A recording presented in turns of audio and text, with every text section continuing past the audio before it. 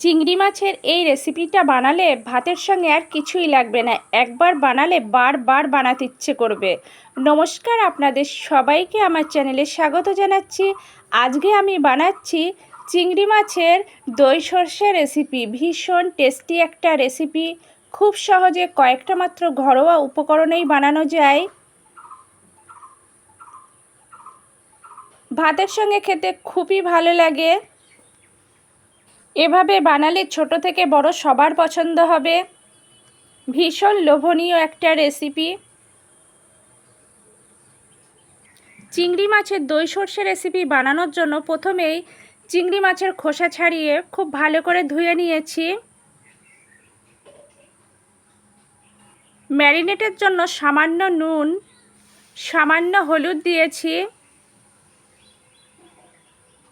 ম্যারিনেশনের জন্য বেশ কিছুক্ষণ রেখে দিয়েছি। মশলার জন্য লাগবে কাঁচা লঙ্কা, আদা, রসুন, সর্ষে, একটা মিহি পেস্ট তৈরি করে নেব। সমস্ত উপকরণ রেডি করার পর চুলায় কড়াই দিয়ে খুব ভালো করে গরম করে নিয়েছি। কড়াই গরম হলে পরিমাপ মতো সর্ষের তেল দিয়েছি। সর্ষের তেলে খুব সামান্য হলুদ দিয়েছি যাতে তেল না ছিটকোয়। কিছুক্ষণ নাড়াচাড়া করার পর সর্ষের তেল খুব ভালোভাবে গরম হলে মাছ দিয়েছি।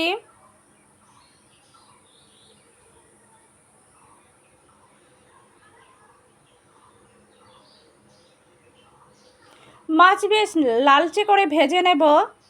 মাছের এক পিঠ ভাজা হয়ে গেলে অন্য পিঠ উল্টে দিয়েছি। এইভাবে দুই পিঠ খুব ভালো করে ভেজে নেব। মাছ ভাজা কমপ্লিট, তুলে রাখবো।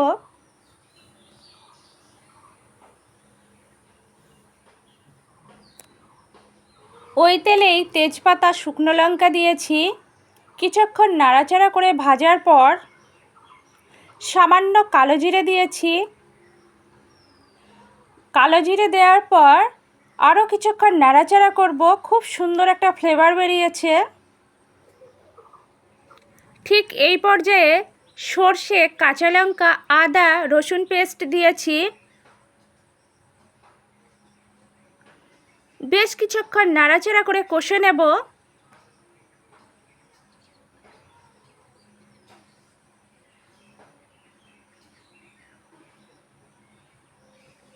মিডিয়াম ফ্লেমে মশলা কষতে হবে যাতে মশলা পুড়ে না যায়।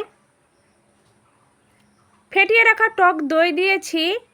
টক দই দেওয়ার পর আবারও নাড়াচাড়া করে কষে নেব। আর খুব বেশি কষানোর দরকার নেই।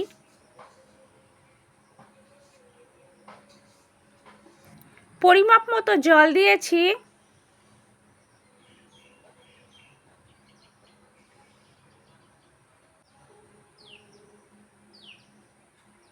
স্বাদ অনুযায়ী নুন, পরিমাপ মতো হলুদ। নুন হলুদ দেওয়ার পর খুব ভালোভাবে নাড়াচাড়া করে দিয়েছি। বেশ কিছুক্ষণ জাল করে নেব। গ্রেভি আমার তৈরি। ভেজে রাখা চিংড়ি মাছ দিয়েছি।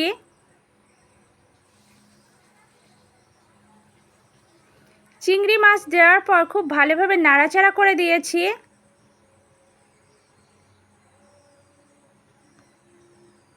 আরও কিছুক্ষণ জাল করে নেব।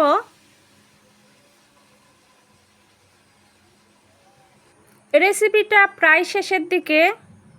ঠিক এই পর্যায়ে সামান্য চিনি দিয়েছি। চিনি দেওয়ার পর নাড়াচাড়া করে দিয়েছি। চিড়ে রাখা দুটো কাঁচা লঙ্কা দিয়েছি। আবারও নাড়াচাড়া করে দেব। কাঁচা লঙ্কা দেওয়ার পর 2 মিনিট জাল করে নিয়েছি, তাহলে ফ্লেভারটা খুব ভালো আসবে। সবশেষে সামান্য গুঁড়ো গরম মশলা দিয়েছি। আপনারা চাইলে নাও দিতে পারেন।